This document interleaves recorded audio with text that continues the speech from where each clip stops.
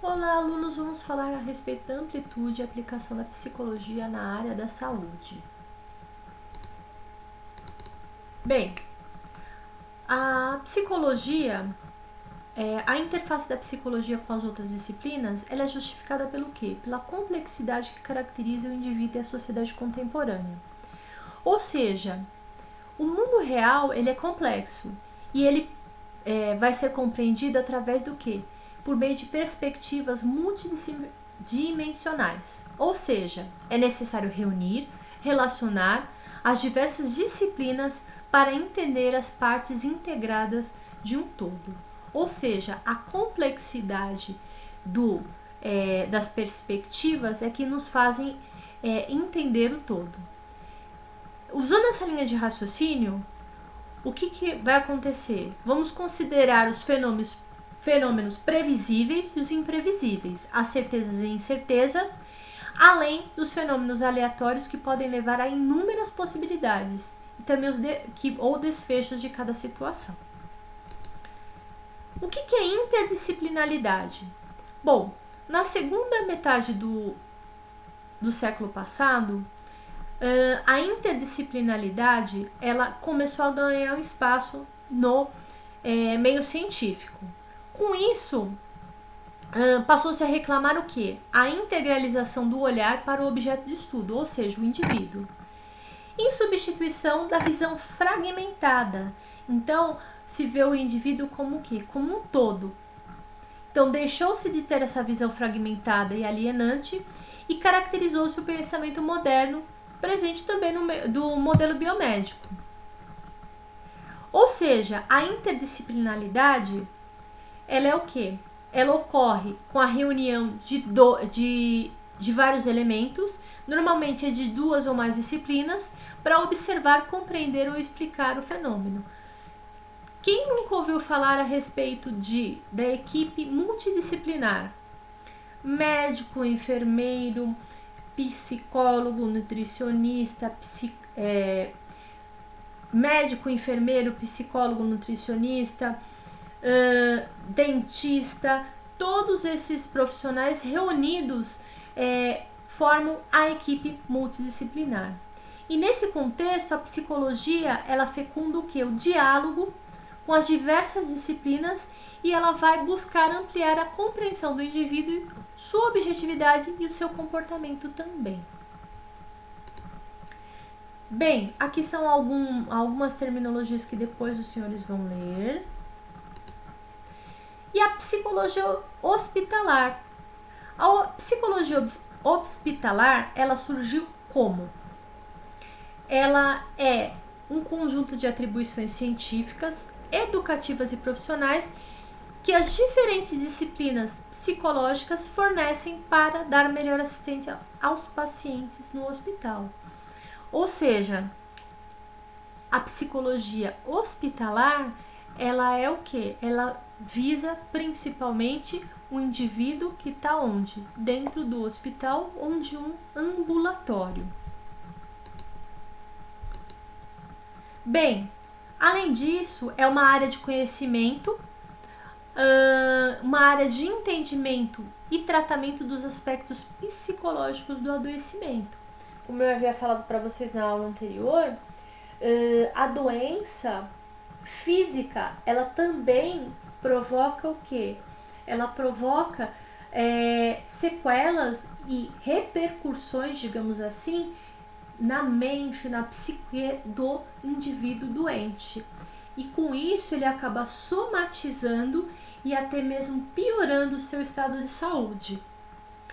Bom, na psicologia hospitalar, também ocorre quando o indivíduo carregado da subjetividade esbarra em um real, normalmente de natureza psicológica, denominado doença. Ou seja, essa área não vai tratar somente das doenças como causas psíquicas. Ela também trata os aspectos psicológicos de qualquer doença. Ou seja, não é só um indivíduo que tem algum tipo de comprometimento psiquiátrico, mas também o indivíduo que está doente como um todo. Bom, aqui no Brasil nós tivemos uma psicóloga que foi a fundadora da psicologia hospitalar, que foi a Mathilde Neder. Atualmente ela tem mais de 90 anos e ela ainda está em plena atividade, e o seu primeiro trabalho foi no Instituto de Ortopedia da USP.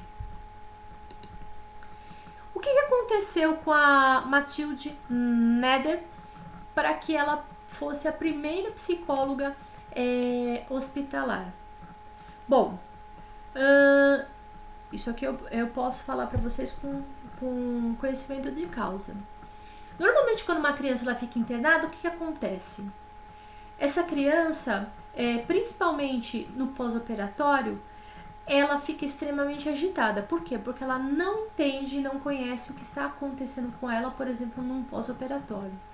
Principalmente neste caso específico de cirurgias ortopédicas, onde muitas vezes elas têm que ficar imobilizadas com gessos, talas, às vezes por meses.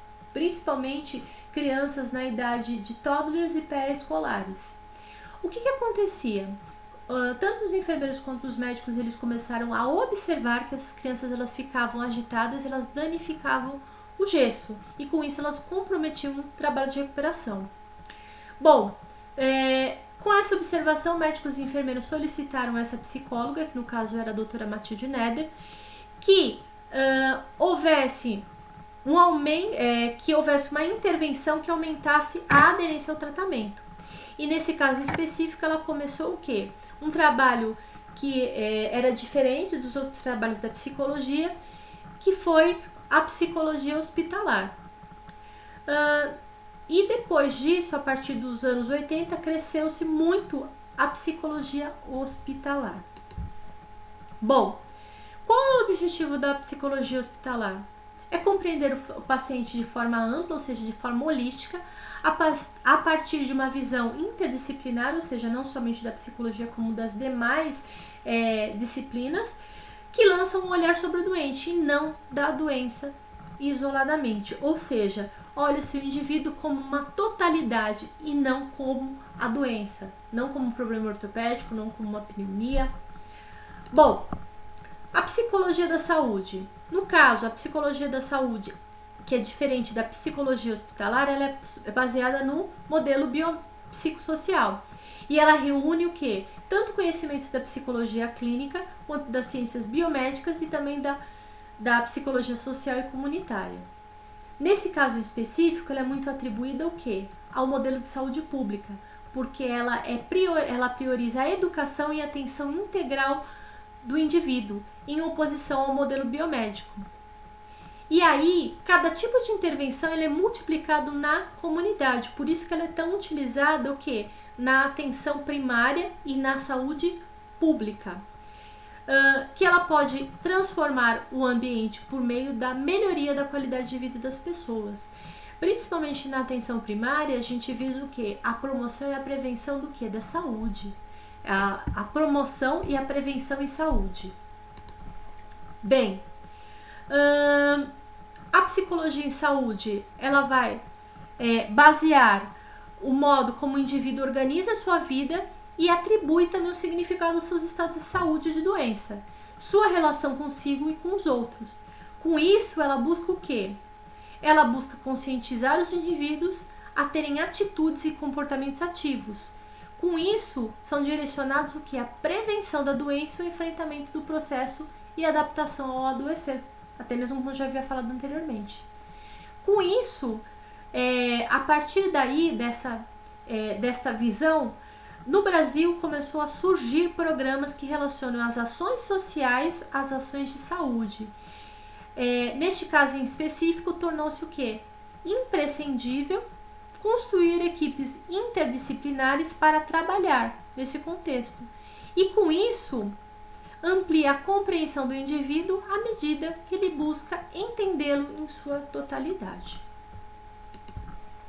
Bom, também compreende o paciente da área da saúde do seguinte modo: o indivíduo ele tem um problema orgânico, ele tem uma doença que é relacionada ao quê? A aspectos comportamentais e emocionais, podendo tanto o problema orgânico quanto os problemas comportamentais serem causa da consequência da relação. Por exemplo, o indivíduo que ele se tornou-se hipertenso por vários fatores. Vocês até vão falar para mim, existem os fatores genéticos envolvidos, como por exemplo, um dos fatores que são não modificáveis da hipertensão, a hipertensão arterial, ela é mais prevalente nos indivíduos de cor negra. Mas o indivíduo que tem uma alta ingestão de sódio, ele tem uma probabilidade maior de ser hipertenso, então isso é um comportamento. O indivíduo que é mais estressado, ele tem uma probabilidade maior de ter uma hipertensão também.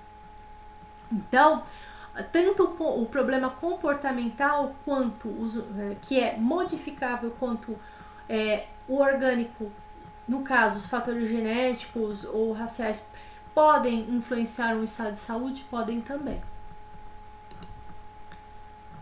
Aqui nós já falamos as diferenças entre a psicologia hospitalar e a psicologia da saúde. Bem, alguns aspectos importantes para a área da saúde. É nós lembrarmos que a saúde pública ela é ofertada por quem? Pelo Sistema Único de Saúde e por meio de uma rede de atenção à saúde. O SUS ele tem uma abrangência que ela vai se iniciar onde? Na atenção básica, ou seja, no atendimento ambulatorial, principalmente nos postos de saúde, UBS, Unidade Básica de Saúde. E ele passa depois para onde? Ele passa para a atenção secundária, no caso, o encaminhamento para um hospital especializado.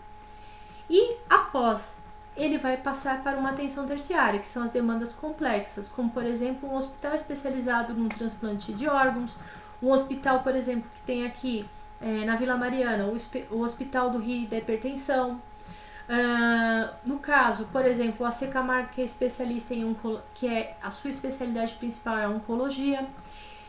Então, o que vai acontecer? O grau de complexidade das ações ele vai ser definido pelas diferentes funções de diferentes densidades tecnológicas e também tem o objetivo, que aí no caso são princípios do SUS, a integralidade, equidade e universalidade do cuidado da saúde, sem custo direto para a população. São três premissas do SUS. Bom, os aspectos importantes aí da área da saúde ainda. Quando nós falamos de de rede de atenção à saúde, eu estou falando do quê? De uma rede integrada por meio de sistema, tanto tecnológicos, logísticos e de gestão. Essas redes elas são o quê? Fortemente estruturadas por meios de tecnologia e de informação e elas vão se basear em quê? Na compreensão entre unidades com importante grau de autonomia. Então ela vai ter o quê? A unidade, por exemplo, de saúde da família, que ela vai estar integralizada também com o hospital regional, com as farmácias de alto custo, com sistemas de informação e com o hospital de referência e a farmácia básica. Bom, aqui eu já falei para vocês a respeito da atenção primária, secundária e terciária, só para lembrá-los, um quadro explicativo. Além disso, a partir do conhecimento sobre o comportamento do indivíduo, a psicologia pode prevê-lo. E desta forma, a ciência psicológica ela vai evitar o quê? O surgimento dos comportamentos que podem prejudicar o indivíduo e também outras pessoas sob a sua responsabilidade. Ou seja, tem uma contribuição importante para oferecer as políticas públicas de promoção, prevenção e reabilitação à saúde. Como eu disse para vocês, a atenção primária ela tem como objetivo principal o quê? A promoção e a prevenção. E, por conseguinte, também a reabilitação. Então, as ações de promoção da saúde, elas vão visar o quê? A redução de fatores de risco que vão ameaçar a saúde, podem causar incapacidades às pessoas. Então, as ações de promoção da saúde vão ser extremamente importantes. Bem, entre essas ações que podem promover a saúde, nós vamos ter o quê? A educação em saúde, a alimentação e a nutrição adequada, a adotar um estilo de vida saudável, o aconselhamento de cunho genético e sexual, um incentivo à prática de exercícios físicos, assim como hábitos de higiene pessoal, domiciliar e de ambiente. Hoje em dia nós estamos vivendo o quê? Uma pandemia de Covid-19. fala-se muito a respeito do que? Da promoção da saúde, onde se pede o que? O isolamento social das pessoas, a prática de hábitos de higiene, como a lavagem, a higienização das mãos e até mesmo a adoção de estilo de vida saudável, como a alimentação saudável para prevenir o que? O contágio por essa doença. Bom, também propõe ações à saúde que conscientizem os comportamentos que são saudáveis, no caso, o não ao tabagismo, não ao sedentarismo, não ao alcoolismo e ao consumo de drogas. Ou seja, conscientizar os indivíduos que tabagismo, sedentarismo e alcoolismo e consumo de drogas são nocivos e vão comprometer o seu estado saudável. Bom, também as políticas preventivas de saúde, elas também são ofertadas por meio de campanhas educativas. Por exemplo, na atualidade nós vivemos, como eu disse para vocês, uma pandemia. Então, campanhas educativas como, por exemplo, a pessoas, principalmente idosos, o incentivo à vacinação contra a gripe. Por quê? Para que se previna doenças respiratórias, por exemplo. Uma ação bastante conhecida, então, é o quê? As campanhas de vacinação, como a campanha da vacinação da gripe, do sarampo. Veja só, a repercussão que houve no nosso meio da não vacinação de vários indivíduos contra o sarampo. Além disso, tem a vigilância epidemiológica, o saneamento básico, a vigilância sanitária, os exames médicos e odontológicos periódicos, que vão fazer o quê? Parte da prevenção. Com isso, todas essas ações elas vão prevenir a deterioração da saúde e vão prevenir o quê? As doenças. E à medida que o acompanhamento do estado de saúde da comunidade possibilita a intervenção precoce.